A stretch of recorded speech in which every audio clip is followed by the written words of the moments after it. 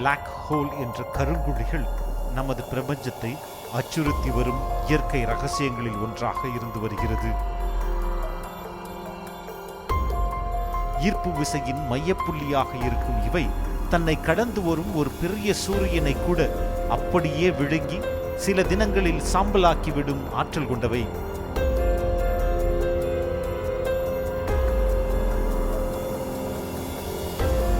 மீண்டு வர முடியாத இந்த பெரும் கருங்குழியில் நடக்கும் அதிசயங்கள் என்ன? நமது பிரபஞ்சத்தின் தோற்றத்திலும் அதன் பரிணாம வளர்ச்சியிலும் இந்த கருங்குழிகளின் பங்கு என்ன?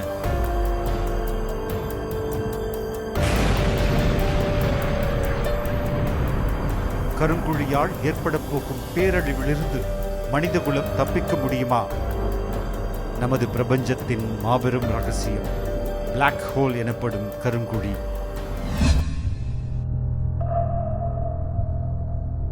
இருபத்தி 6 ஒளியாண்டுகளுக்கு அப்பால் உள்ள நமது பால்வெளி அண்டத்தின் மையத்தை நோக்கி நாம் பயணிப்பமையானால் நமது பால்வெளி அண்டத்தை சுற்றி கோடிக்கணக்கான சூரியன்களும் கோள்களும் சுற்றி வருவதை நம்மால் காண முடியும் என்பதோடு அதன் மையப்பகுதியில் நமது சூரியனை விட 10 மடங்கு அளவில் பெரிய கருங்குழி ஒன்று இருப்பதையும் நம்மால் காண முடியும். விவரிக்க முடியாத அளவிலான இந்த கருங்குழியின் ஈர்ப்பு விசை வெளிச்சத்தை கூட வெளியே செல்ல விடாமல் தனக்குள் இழுத்துக் கொள்வதோடு தனக்கு அருகே வரும் எந்த ஒரு பொருளையும் அப்படியே விழுங்கிவிடும் சக்தி கொண்டது.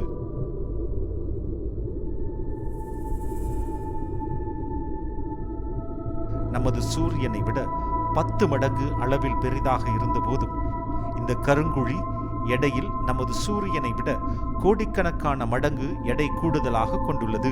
நமது பால்வழி அண்டத்தை ஒரு நாள் அழித்துவிடும் இந்த ராட்சத கருங்குழி நமது பால்வழி அண்டத்தில் மட்டும் காணப்படுவதில்லை.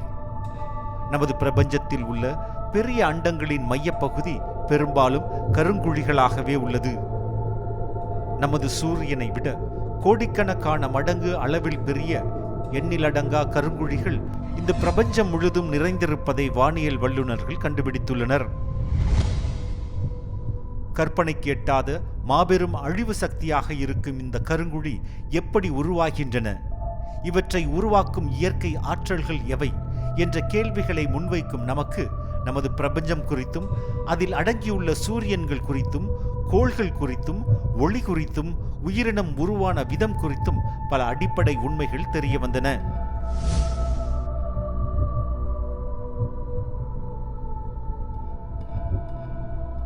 இந்த ராட்சத கருங்குழியின் வாழ்க்கை சுழற்சியை ஆய்வு செய்த விஞ்ஞானிகள் நமது பால்வழி அண்டம் குறித்தும் நமது பிரபஞ்சம் குறித்தும் பல்வேறு ரகசியங்களுக்கு விடை கண்டனர். கண்களுக்கு முற்றிலும் புலப்படாத இந்த கருங்குழிகளை எப்படி ஆய்விடுவது என்று வியந்த விஞ்ஞானிகளுக்கு நமது பிரபஞ்சமே வழி ஒன்றை ஏற்படுத்தி தந்தது.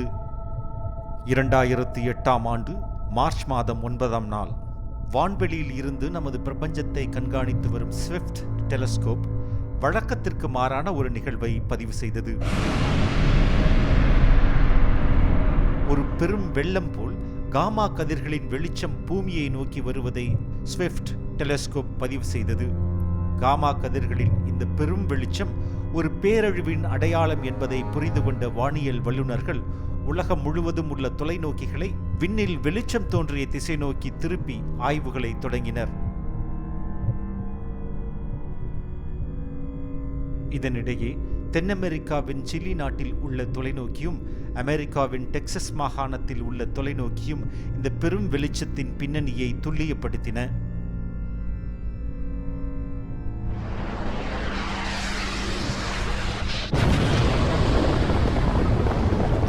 வான்வெளியில் இருந்து வெளியேறும் காமா கதிர்கள் குறித்த ஆய்வுகள் பல ஆண்டுகளாகவே நடத்தப்பட்டு வந்தபோதும் இப்படி ஒரு அடர்த்தி மிகுந்த ஒளி வெள்ளம் இதுவரை பூமியை வந்தடைந்தது இல்லை என்ற நிலையில் இது குறித்த ஆய்வுகள் தீவிரமடைய தொடங்கின. உலகின் பல்வேறு இடங்களிலிருந்து திரட்டிய ஆதாரங்களையும் வான்வெளியில் இருந்தவாறே செயல்படும் தொலைநோக்கிகள் அனுப்பிய ஆதாரங்களையும் ஒன்றிணைத்து ஆய்வுகள் நடத்திய வானியல் வல்லுநர்கள் குறுகிய அதே நேரம் அதிக அடர்த்தி கொண்ட இந்த ஒளிக்கீற்று நமது பிரபஞ்சத்தில் கருங்குழி ஒன்று புதிதாய் தோன்றியுள்ளதை உணர்த்துவதாக உள்ளது என்று கருதத் தொடங்கினர்.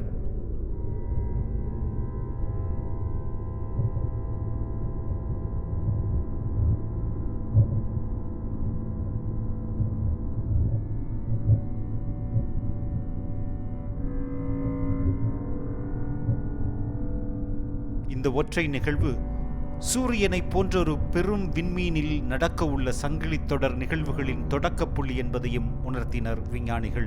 நமது பிரபஞ்சத்தில் உள்ள எல்லா விண்மீன்களும் சூரியனை போன்றே ஹைட்ரஜன் உள்ளிட்ட வாயுக்களை எரித்து பெரும் வெளிச்சத்துடன் ஒளிர்ந்து வருகின்றன. அளவில் பெரிய வகை விண்மீன்களிலிருந்து வெளியேறும் மிகுதியான வெப்பம் ஒளி உமிழும் ஹைட்ரஜன் உள்ளிட்ட பொருட்களை கார்பன், சிலிக்கான் மற்றும் இரும்புத்தாது ஆகிய பொருட்களுடன் ஒன்றிணைய செய்கிறது. இதுவே விண்மீனின் மேற்பரப்பில் பெரும் அழுத்தத்தை உருவாக்குவதோடு நெருப்பு பிழம்புகள் விண்மீனின் உட்பக்கம் சென்று விடாமல் விண்மீனை பாதுகாத்து வருகிறது. விண்மீனின் எரிபொருளாக இருந்து வரும் ஹைட்ரஜன் உள்ளிட்ட ஒளி உமிழும் பொருட்கள் தீர்ந்து போனவுடன் விண்மீனின் உட்பரப்பில் உள்ள அழுத்தம் பெருமளவில் அதிகரித்து அது வெடித்து சிதறத் தொடங்கும்.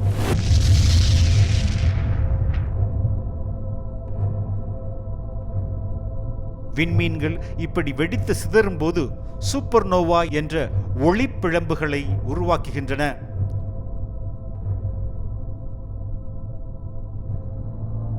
நமது பிரபஞ்சம் முழுவதும் இப்படி ஆயிரக்கணக்கில் காணப்படும் இந்த சூப்பர்னோவாக்கள் வெவ்வேறு காலகட்டத்தில் வெவ்வேறு விண்மீன்கள் மரணித்ததை உணர்த்துவதாக உள்ளது.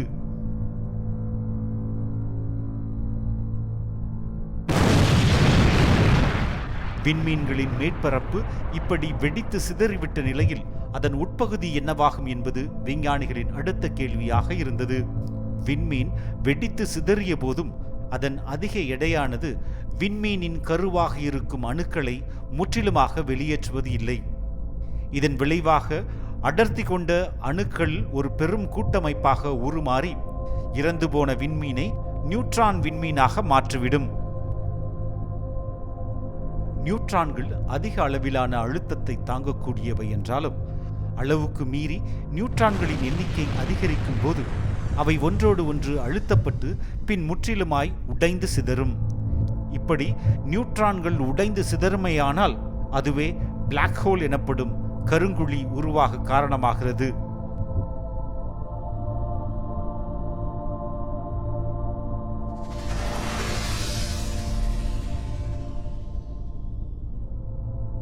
ஈர்ப்பு விசை உச்சத்தில் இருக்கும் கருங்குழியில் அதன் அடர்த்தி அனைத்தும் ஒரு புள்ளியில் ஒன்று சேர்ந்து இருக்கும். இந்த அடர்த்தி மிகுந்த ஒற்றை புள்ளியை சுற்றி எல்லை பகுதியாக ஈவென்ட் ஹரைசான் என்ற பகுதி உருவாகும். இந்த எல்லை பகுதிக்குள் நுழைந்த எந்த பொருளும் மீண்டு வர முடியாது. இதில் நுழைந்த விண்மீன்களும் கோள்களும் கூட நிரந்தரமாய் காணாமல் போகும்.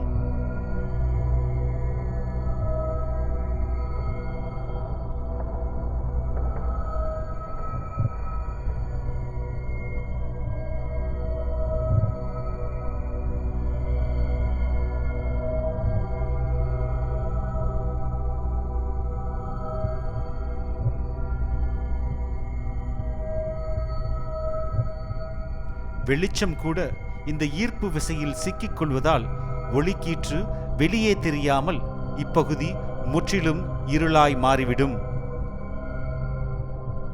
ஈர்ப்பு விசை குறித்து தனது கோட்பாட்டை வெளியிட்ட ஆல்பர்ட் ஐன்ஸ்டைன் எந்த ஒரு கோளுக்கும் விண்மீனுக்கும் ஈர்ப்பு விசை என்பது இயற்கையாக இல்லை என்று கூறியதோடு நமது பிரபஞ்சத்தில் உள்ள வெற்றிடம் சமமானது இல்லை என்றும் சூரியன் மற்றும் கோள்களின் எடைக்கேற்ப வெற்றிடம் என்பதும் நேரம் என்பதும் வளைந்துள்ளது என்று நிரூபித்தார்.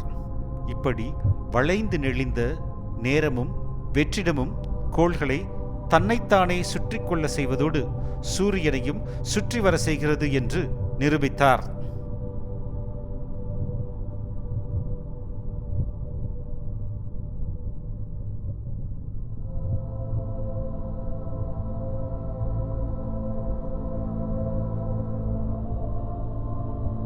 மரணித்த விண்மீனும் அதன் முழு எடையும் அடர்த்தியும் ஒரு புள்ளியில் ஒன்றிணைந்துள்ள நிலையில் மரணித்த விண்மீன் வெற்றிடத்தில் ஏற்படுத்தும் மிக ஆழமான பாதிப்பே கருங்குழி என்பதையும், இதன் காரணமாகவே இங்கு அதிபயங்கர ஈர்ப்பு விசை உருவாகிறது என்பதையும் ஐன்ஸ்டைன் கோட்பாட்டின் மூலம் நம்மால் உணர்ந்து கொள்ள முடியும்.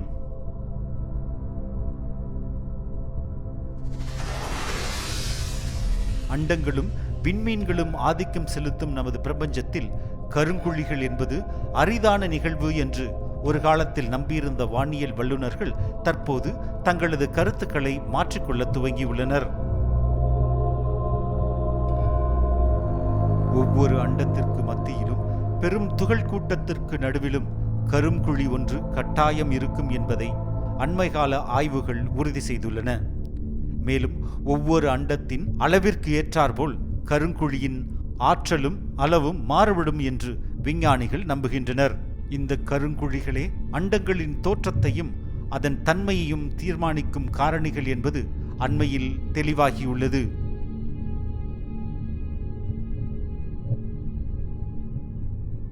நமது பிரபஞ்சத்தின் பரிணாம வளர்ச்சியில் இந்த கருங்குழிகளின் பங்கு என்ன என்பதை தெரிந்து கொள்ள விஞ்ஞானிகள் சூப்பர் கம்ப்யூட்டரின் உதவி கொண்டு பிரபஞ்சத்தின் தோற்றத்தை செயற்கையாக உருவாக்கும் முயற்சியில் வெற்றி கண்டனர். இப்படி கம்ப்யூட்டரால் உருவாக்கப்பட்ட நமது பிரபஞ்சம் சில கோடி ஆண்டுகளுக்கு முன்பு எப்படி இருந்தது என்பதையும் நம் முன் காட்சிப்படுத்தியது. ஈர்ப்பு விசை அடர்த்தியான வாயுக்களை தன் பக்கம் இழுத்துச் சென்றதை நம்மால் இங்கு காண முடியும். மையத்திற்கு இழுத்துச் செல்லப்பட்ட வாயுக்கள் வெப்பம் அதிகரித்த பிறகு விண்மீனாக ஒளிரத் தொடங்கியதையும் நம்மால் காண முடியும். இந்த தொடக்க கால விண்மீன்கள் சில கோடி ஆண்டுகள் மட்டும் வாழ்ந்து பிறகு வெடித்து சிதறி சூப்பர்னோவா என்ற ஒளிப்பிழம்புகளை ஏற்படுத்தின.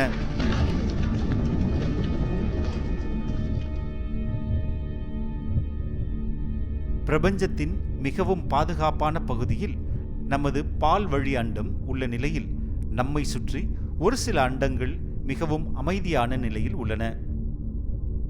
நமது பால்வழி அண்டத்திலிருந்து சுமார் 1.5 கோடி ஒளியாண்டுகள் பயணித்தோமானால் அங்கு விர்கோ கிளஸ்டர் என்ற பகுதியில் லட்சக்கணக்கான அண்டங்களும் சூரிய குடும்பங்களும் இருப்பதை நம்மால் காண முடியும். நமது பிரபஞ்சத்தின் இந்த பகுதியில் உள்ள அண்டங்களும் சூரிய குடும்பங்களும் ஒரு சிலந்தி வலையை போன்று ஒன்றுக்கொன்று தொடர்புள்ளதாக காணப்படுகிறது. நமது பிரபஞ்சத்தின் தொடக்க நிலையில் அண்டங்கள் இப்படி ஒரு பெரும் வலைப்பின்னலை போல இருந்திருக்கும் என்று நம்பும் விஞ்ஞானிகள் இந்த வலைப்பின்னல்கள் முழுவதும் கருங்குழிகள் தொடர்ச்சியாக இருப்பதையும் கண்டுபிடித்தனர். காலப்போக்கில் ஆற்றலும் ஈர்ப்பு விசையும் அதிகம் கொண்ட அண்டங்கள் தங்களுக்கு அருகே உள்ள அண்டங்களை கவர்ந்து இழுக்கத் தொடங்கியது. அதுபோலவே அண்டங்களுக்கு மத்தியில் இருந்த கருங்குழியும் அருகாமையில் உள்ள கருங்குழியோடு ஒன்றிணையத் தொடங்கியது. இரு கருங்குழிகள் ஒன்றோடொன்று ஈர்க்கப்பட்டு கோள்கள் தனது சூரியனை சுற்றி வருவது போல் அதிவேகத்தில் சுற்றத் தொடங்கின. இப்படி சுற்றி கொண்டே இருக்கும் கருங்குழிகள் பெரும் அளவிலான ஈர்ப்பு விசையை கடல் அலையை போல் பிரபஞ்சம் முழுவதும் ஏற்படுத்தும். இப்படி எழுப்பப்படும் ஈர்ப்பு விசையின் அலைகள் சுற்றியுள்ள அண்டங்களையும் சூரிய குடும்பங்களையும் பெருமளவில் பாதிப்படைய செய்வதோடு நமது பால்வழி அண்டம் இப்படி பல்வேறு சிறிய கருங்குழிகள் ஒன்றிணைந்ததால் தான் தற்போதைய தன்மையையும் அளவையும் வடிவத்தையும் பெற்றிருக்கும் என்று நம்புகின்றனர் விஞ்ஞானிகள். நமது பிரபஞ்சம் முழுவதும் அண்டங்கள் ஒன்றோடொன்று மோதிக்கொள்வதும் புதிய அண்டங்கள் உருவாவதும் வழக்கமான நிகழ்வாக உள்ள நிலையில் இதன் பின்னணியில் இருப்பது கருங்குழிகள் என்பதும் விஞ்ஞானிகளுக்கு தெரிய வந்தது. நமது பிரபஞ்சத்தின் அடி ஆழத்திலிருந்து குவாசார் என்ற அடர்த்தி மிகுந்த ஒளிக்கீற்றுகள் வருவதை கண்டறிந்த விஞ்ஞானிகள் பெரும் ஆச்சரியத்திற்கு ஆளாகினர். கருங்குழியின் மத்தியிலிருந்து வெளியேறும் அதிக அளவிலான ஆற்றல்தான் இந்த குவாசார் ஒளிக்கீற்றாக இருக்கக்கூடும் என்றும் விஞ்ஞானிகள் நம்பினர். வெளிச்சம் கூட வெளிவர முடியாத கருங்குழியில் இருந்து எப்படி அளவற்ற ஆற்றலும் வெளிச்சமும் வெளியேறும் என்று சந்தேகித்தனர் விஞ்ஞானிகள். தொடர்ச்சியாக கருங்குழிகள் விஞ்ஞானிகளுக்கு விடையை விட சந்தேகங்களையே அதிகம் ஏற்படுத்தி வந்த நிலையில் கருங்குழி பற்றி ஆய்வு செய்வதற்காகவே நாசா ஒரு சிறப்பு எக்ஸ்ரே தொலைநோக்கியை விண்ணில் ஏவ திட்டமிட்டது. 2008ஆம் ஆண்டு ஜூன் மாதம் 11ஆம் தேதி நாசாவிற்கு சொந்தமான கெனடி ஸ்பேஸ் சென்டர் என்ற விண்வெளி ஏவுதளத்திலிருந்து ஃபெர்மி என்ற எக்ஸ்ரே தொலைநோக்கியை விண்ணில் ஏவியது நாசா.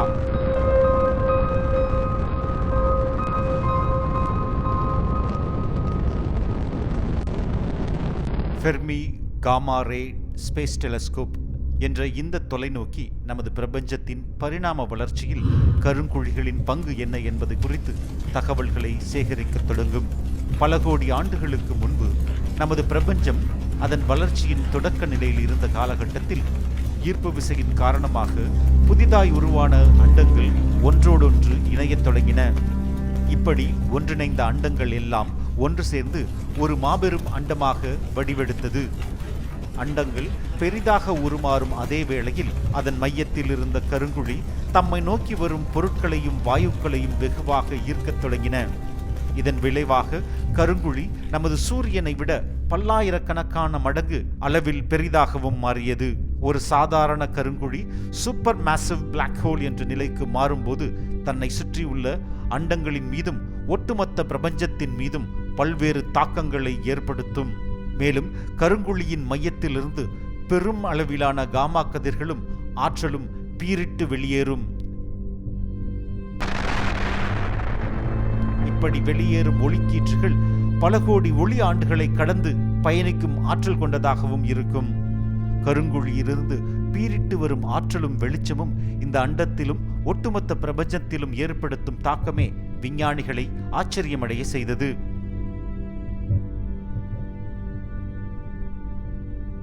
அண்டத்தின் மத்தியிலிருந்து பீரிட்டு வரும் ஆற்றலும் வெளிச்சமும் வெற்றிடத்தில் நிரம்பியுள்ள வாயுக்களை பல கோடி கிலோமீட்டர்களுக்கு அப்பால் வெளியே தள்ளிவிடுகின்றன.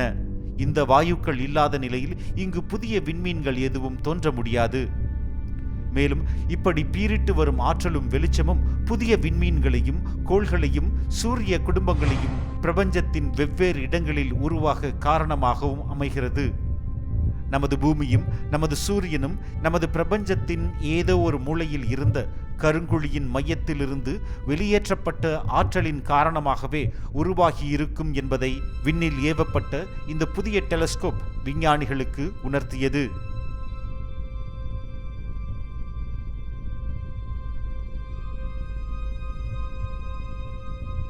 நமது சூரியனும் நமது பூமியும் நமது சூரிய குடும்பமும் உருவாக அடிப்படை காரணியாக கருங்குழிகள் இருந்த நிலையில் நமது அண்டத்தின் மையத்தில் உள்ள கருங்குழியின் எதிர்காலம் என்னவாகும் என்ற கேள்வியை முன்வைத்தனர் விஞ்ஞானிகள்.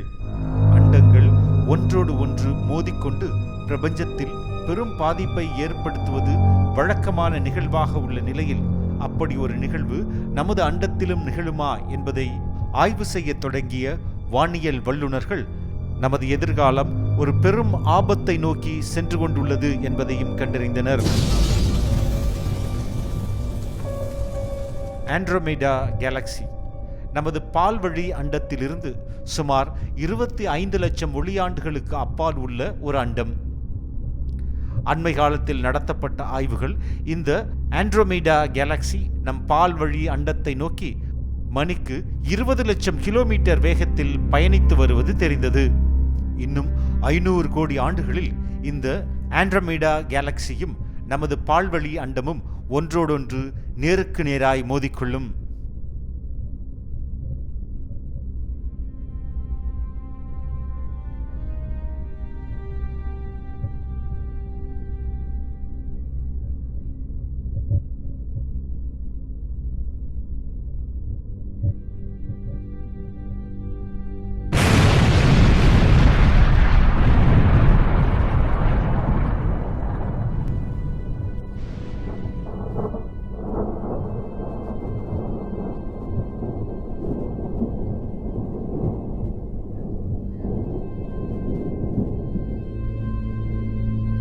இரு அண்டங்களும் தங்களது ஈர்ப்பு விசையால் ஒன்றையொன்று இழுத்து நடைபெறும் இந்த பெரும் மோதலுக்கு பிறகு அண்டங்கள் சுக்குநூறாக சிதைந்து போயிருக்கும்.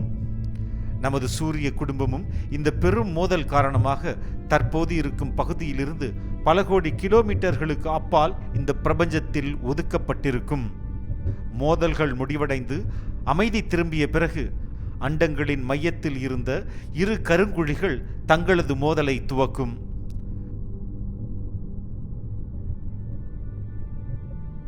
மோதலின் இறுதியில் இரண்டும் ஒன்றிணைந்து ஒரு பெரும் கருங்குழியாக உருவெடுக்கும். இந்த நிகழ்வை காண மனித இனம் நமது பூமியில் இருக்க வாய்ப்பில்லை. நமது பிரபஞ்சத்தின் பரிணாம வளர்ச்சியில் கருங்குழிகளின் பங்கு இன்றியமையாத ஒன்று என்பதையும் இந்த கருங்குழிகள் பற்றிய பல்வேறு உண்மைகளையும் வெளிக்கொண்டு வந்தது நவீன அறிவியலின் சாதனை என்ற போதும் இந்த கருங்குழிகள் குறித்த முழுமையான ஆய்வு இன்னும் முற்றுப்பெறவில்லை என்பதே அடிப்படை உண்மை.